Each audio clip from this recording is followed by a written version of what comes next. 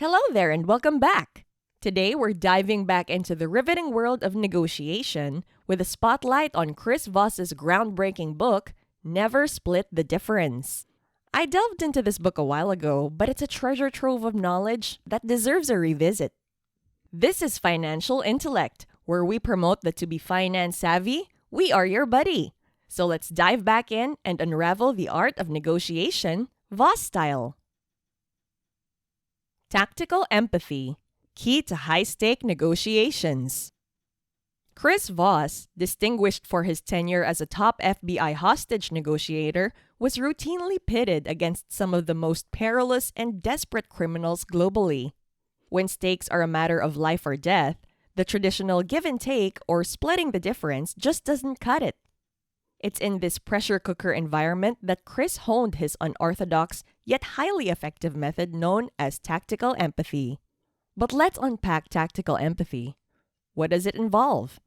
At its core, it is a technique of genuinely understanding the position, emotions, and motivations of your counterpart in the negotiation, while also guiding them to reciprocate this understanding towards your perspective.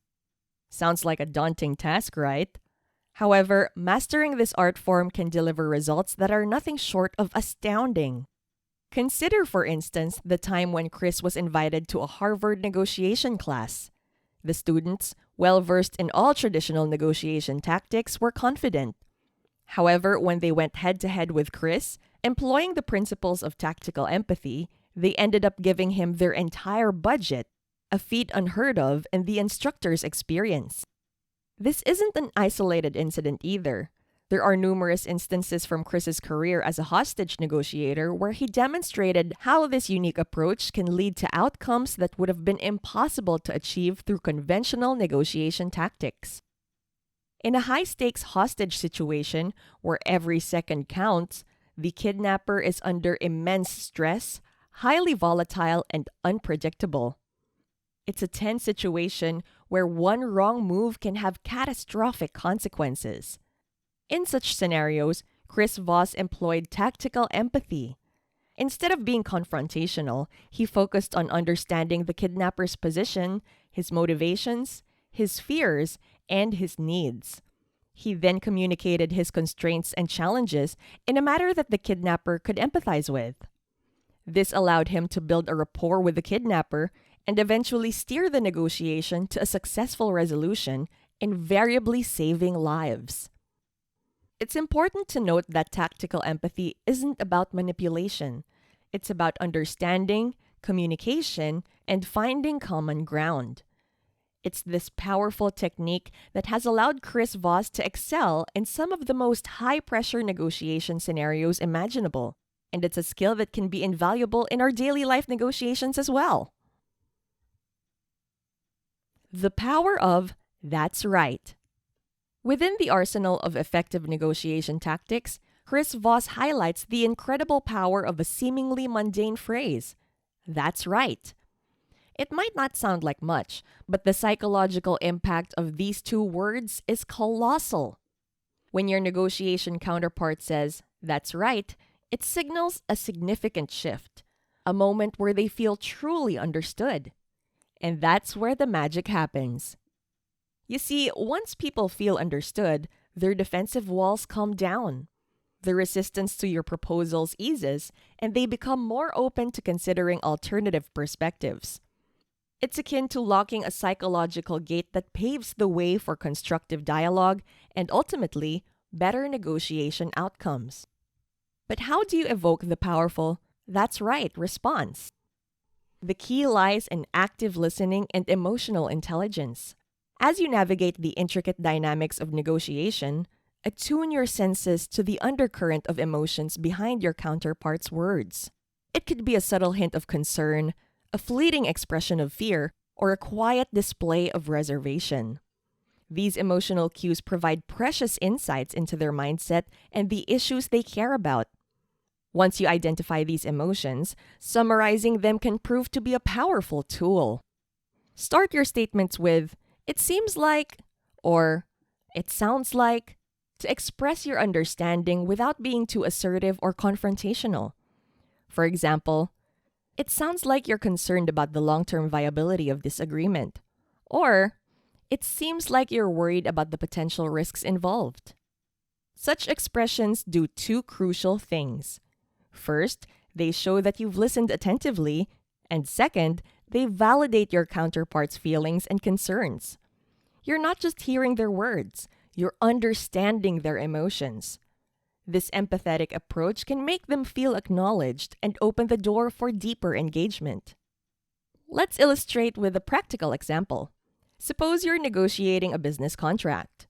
The other party seems apprehensive but isn't articulating their concerns. By paying close attention, you notice they frequently mention long-term stability. So you might summarize by saying, "It sounds like you're focused on ensuring long-term stability and security for your company." If you hit the mark, you'll hear those magic words. "That's right." And that's your cue that the negotiation is moving in a positive direction. In essence, mastering this method allows you to connect with your counterpart on a more profound level, transforming the negotiation landscape from a battlefield to a platform of mutual understanding and problem solving. Asking calibrated questions.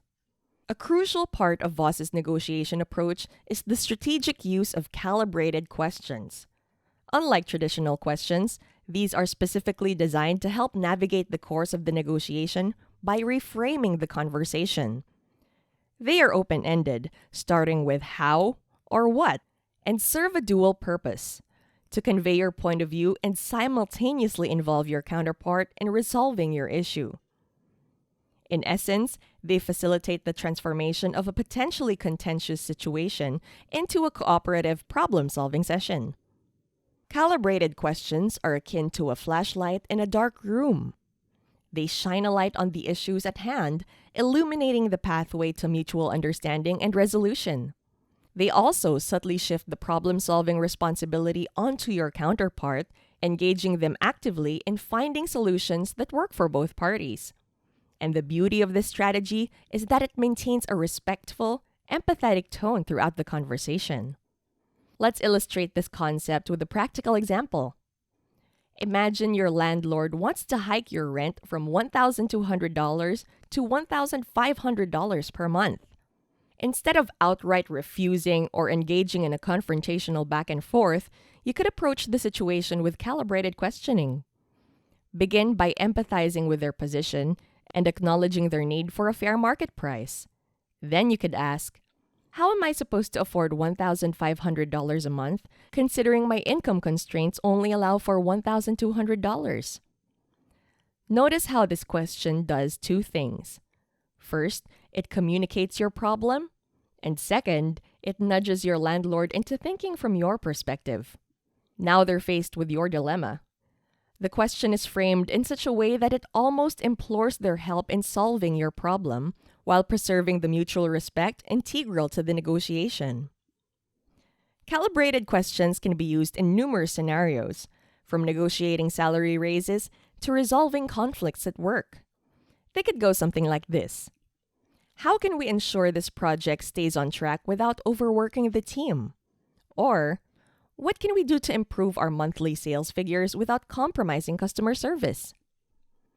The power of calibrated questions lies in their capacity to provoke thought, evoke empathy, and stimulate collaborative problem solving. They are a tool that not only presents your problem, but also subtly urges the other party to become part of the solution, making them an invaluable asset in the art of negotiation. The art of countering. After following Voss's method of empathizing with your counterpart and utilizing calibrated questions, you might find they begin to adjust their initial stance. It's a sign that you're on the right track, a validation of your approach, but what if they don't quite meet your needs? Don't panic. This is where the power of subtly modifying your calibrated question comes into play, as a way of fine-tuning the negotiation towards your preferred outcome. Returning to our rent scenario, let's say your landlord makes a compromise and lowers the rent to $1,400. It's an improvement, but it still exceeds your budget. Instead of rejecting their offer outright, continue to engage them with your calibrated questioning. You could respond, "I appreciate your consideration, and it's clear you've made a considerable concession.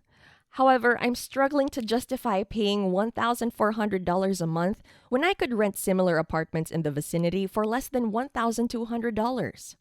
This counteroffer is both respectful and strategic. It reassures your counterpart that their efforts to meet you halfway are recognized and appreciated, maintaining the rapport you've established. Simultaneously, it nudges them to reconsider their offer by presenting them with a logical dilemma that they can't simply brush aside. The art of this method lies in the delicate balance between stating your position and inviting your counterpart to reassess theirs. The negotiation remains a conversation, not a contest. You're not cornering them to accepting your terms, but rather presenting them with a situation they need to address. Adding to this, by incorporating market information, in this case, the availability of similar apartments for less, you're subtly introducing an external, objective element to your negotiation. This approach depersonalizes the issue, making it easier for your counterpart to further adjust their position without feeling personally attacked or devalued. This refined negotiation approach, combining calibrated questions with respectful counteroffers, can be a potent tool across numerous scenarios, from settling contract terms with vendors to negotiating deadlines with team members. Just remember, the goal is mutual understanding and compromise, and the path to get there is through empathy, tactful questioning, and respect. As we delve deeper into the book Never Split the Difference, we realize that the art of negotiation is truly about understanding and influencing human emotions. It's about empathizing with others and gently guiding them to empathize with your situation, creating a win-win scenario. These strategies that Voss applied in life and death situations can also serve us in everyday negotiations, from salary negotiations to buying a car or even dealing with a stubborn toddler. By mastering these techniques, you'll find that you don't have to compromise to achieve your desired outcomes. That's a wrap on this revisit to Never Split the Difference. It's a valuable read if you want to deepen your understanding of negotiation dynamics. I'd love to hear your thoughts. Have you tried these strategies? How did they work out? Let's start a conversation in the comments below. If you found value in this video, please share it with others who might benefit. And don't forget to hit that subscribe button if you haven't already, so you never miss a video from Financial Intellect. As always, thank you for watching. Stay savvy, stay smart, and take control of your financial future.